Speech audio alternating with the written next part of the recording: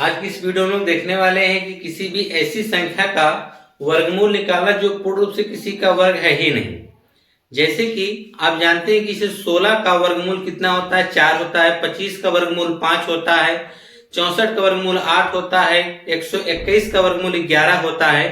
इसी प्रकार से अगर आपसे कह दिया कि 12 का वर्गमूल कितना होता है, 13 का वर्गमूल कितना होता है, 14 का वर्गमूल कितना होता है, 70 का वर्गमूल कितना होता है, 99 का वर्गमूल कितना होता है, 90 का वर्गमूल कितना होता है, तो इससे जब क्वेश्चन आपके सामने आने लगते हैं तो आपको वर्गमूल निकालने के लिए एक ही तरीका बचता है, वह भाग विधि द्वारा वर्गमूल निकालने का। ठीक है, तो अब भाग विधि द्वारा आप वर्गमूल निकालते हैं, उसमें काफी समय लग जाता है। उस समय को बचाने के लिए हम जो तरीका आपको बता रहे हैं, अगर इस तरीके का उपयोग करके अगर आप वर्गमूल निकालते हैं तो बहुत ही आसानी तरीके से उसका वर्गमूल आप निकाल लेंगे। ठीक है, इसमें आपको जो मेथड बताया जा रहा है उस मेथड को ध्यान से समझ लीजिए, तो आप किसी भी संख्या का वर्गमूल निकाल सकते हैं और इसके साथ साथ अपना समय बचा सकते हैं। और इस प्रकार के क्वेश्चंस भी आपसे कई बार एग्जाम में पूछ भी दिए जाते हैं, चाहे आप कंपटीशन के एग्जाम में बैठे हो या आप ये कर सकते हैं अगर आप एकेडमी की पढ़ाई कर रहे हैं तो उसमें आप देखेंगे क्वेश्चन को हल करते समय बीच में कोई ऐसी संख्या आ जाती है जिसका हम लोग वर्गमूल जानते ही नहीं है, उसको निकालना पड़ता है, तो आप भाग विधि द्वारा उसका वर्गमूल निकालते हैं। तो उसमें समय भी आपका नष्ट होता है। उसको बचाने के लिए देखिए समय को क्या तरीका अपनाएंगे आप। जैसे मान लीजिए आप भली भांति जानते हैं कि अगर करड़े में 81 दे रखा है, इसका वर्गमूल आप 9 जानते हैं। और एक चीज, और करड़ी में अगर 169 दे रखा है तो आप जानते हैं कि इसका वर्गमूल 13 होगा। अगर वहीं पर आपसे कह दे कि जरा बताओ करड़ी में 90 का वर्गमूल कितना होगा, तो आप सोच में पड़ जाएंगे कि करड़ी में 90 का वर्गमूल तो हमको पता नहीं है, या तो निकालना पड़ेगा, तो उसके लिए आप भाग विधि का उपयोग करते हैं अक्सर। तो दूसरा चीज है, अगर आप से पूछ दिया जाए कि 101 का वर्गमूल कितना होता है, 103 का वर्गमूल कितना होता है, समझ रहे हैं ना। इसी तरह से अगर हमने कह दिया चलो ये बताओ 170 का वर्गमूल कितना होता है, आपसे पूछ दिया गया कि 200 का वर्गमूल कितना होता है, तो जब ऐसे क्वेश्चन आपके सामने आने लगेंगे तो आप किस प्रकार से इसका वर्गमूल निकालेंगे। तो आइए जो तरीका बता रहे हैं उसको आप ध्यानपूर्वक समझ लीजिए और इस तरीके से आप वर्गमूल आसानी से निकाल सकते हैं। और जो लोग तरीका जानते हैं तो कोई अच्छी बात है, और जो लोग नहीं जानते वो सीख लीजिए। ठीक है, तो जैसे देखिए मान लीजिए कि हमारे पास आ गया वर्गमूल निकालना, सबसे छोटी संख्या लेते हैं कि करड़ी में 5 का वर्गमूल बता दीजिए कितना होगा। तो इसके लिए हम क्या करते हैं, हम यह देखते हैं जो हमारा 5 है क्या इसके आसपास कोई ऐसी संख्या है जो किसी का पूर्ण रूप से वर्ग हो।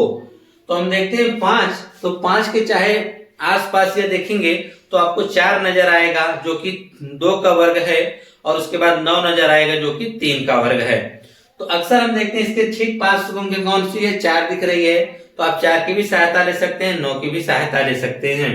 तो चलिए यहाँ पर हम लोग जो सबसे पास है उसकी सहायता से इसका वर्गमूल निकालते हैं। तो हम जानते हैं कि इसके जो पास वाली है वह है 4, 4 जो किसी का पूर्ण रूप से वर्ग होता है। यहाँ पर हम पूर्ण वर्ग लिखेंगे, बाकी जो बच जाएगा उसको यहाँ पे लिख देंगे। जैसे 5 है ना, तो 4 1 5 हो जाएगा। और देखिए यहाँ पर हम जानते हैं कि 4 का वर्गमूल कितना हो जाएगा, 2 प्लस 1, तो यह बचा रह गया, ये क्योंकि 1 तो किसी का पूर्ण वर्ग है नहीं, तो 1 बचा रह गया। जो संख्या यहाँ रहेगी इसी का 2 गुना कर देना, 2 है यहाँ तो 2 का यहाँ पे 2 गुना कर दो ना, कितना हो जाएगा 4।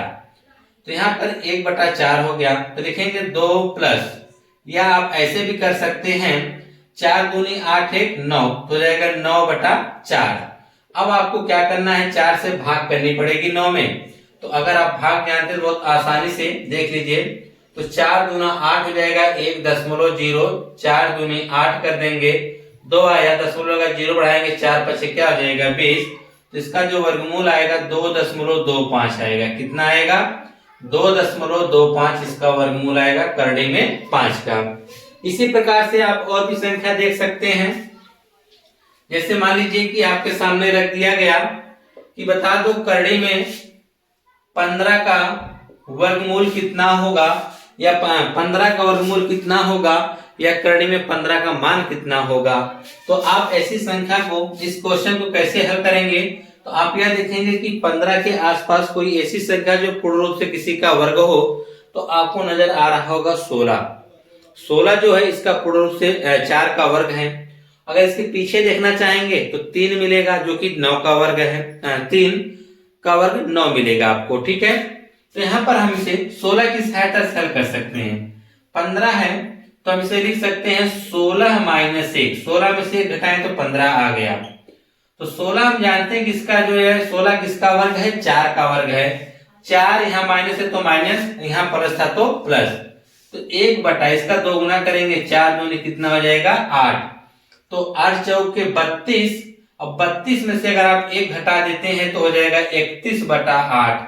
अब 8 से आप 31 में चाहे तो रफली भाग कर लीजिए या अपने मन में भाग कर लीजिए।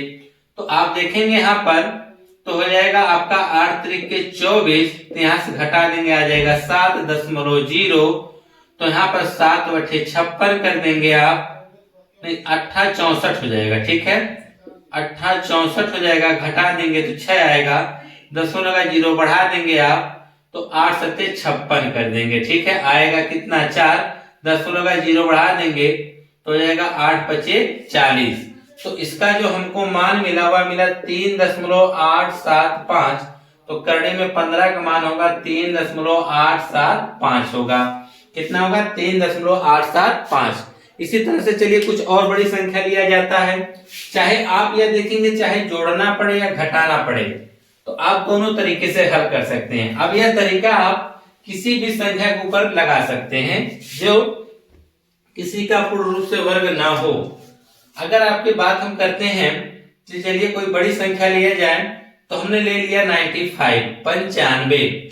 तो 95 अगर आप देखेंगे यह भी किसी का पूर्ण रूप से वर्ग नहीं है, तो क्या करेंगे हम लोग, हम जानते हैं कि इसके आसपास कोई संख्या ढूंढनी पड़ेगी हमको कि जो किसी का पूर्ण रूप से वर्ग हो। तो 95 के आसपास अगर आप देखेंगे तो सब आपको ऐसी संख्या मिलेगी जो 10 का वर्ग है। किसका वर्ग है, 10 का वर्ग है। तो हम लिख सकते हैं 100 माइनस 5, 100 में से अगर हमने 5 घटा दिया तो हमको 95 मिल गया। अब उसके बाद हम देखिए 100 जानते हैं, 100 का वर्गमूल कितना होता है 10, माइनस या 5 तो रहेगा इसका 2 गुना, तो 10 दूना 20। इसे आप काट के छोटा भी कर सकते हैं, 5 से कम 5, 5 चौके 20 हो जाएगा 10 माइनस 1/4, 10 चौके 40, 40 में से अगर 1 घटाते हैं आप, 40 में से आप 1 घटाते 10 चौके 40 में से घटाते हो जाएगा 39/4, तो 4 से चलिए भाग कर दीजिए, 4 9 36 हो जाएगा।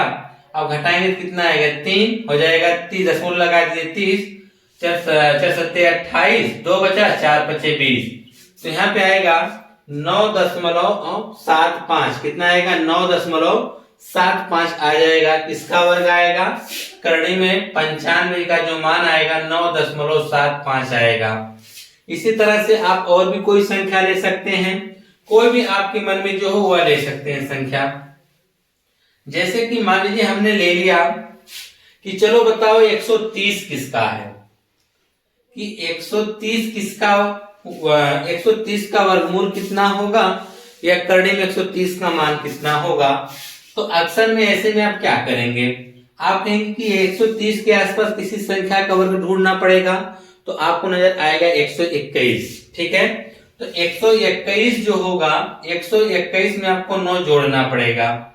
तो 121 जो होता है 11 का वर्ग होता है। कहीं मत सोचिएगा कि 9 का वर्ग हम 3 निकाल दें, नहीं, 9 का वर्ग आप 3 मत निकालिएगा, 9 को 9 ही रहने दीजिएगा। यह एक तरीका है लगाने का कि यहाँ हम लोग खोज लेते हैं कि इसके आसपास कौन सी संख्या जो किसी का पूर्ण वर्ग है।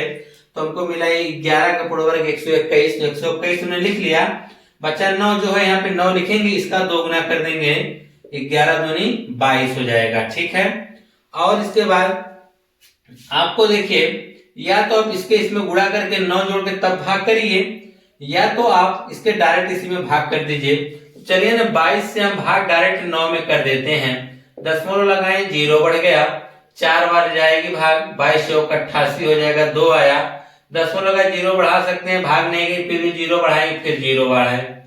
ठीक है, तो अगर आप देखना चाहेंगे तो अगर यह भाग कितनी बार जाएगी, तो हमको लग रहा है 8 बार लेके जानी पड़ेगी। कितनी बार, 8 बार।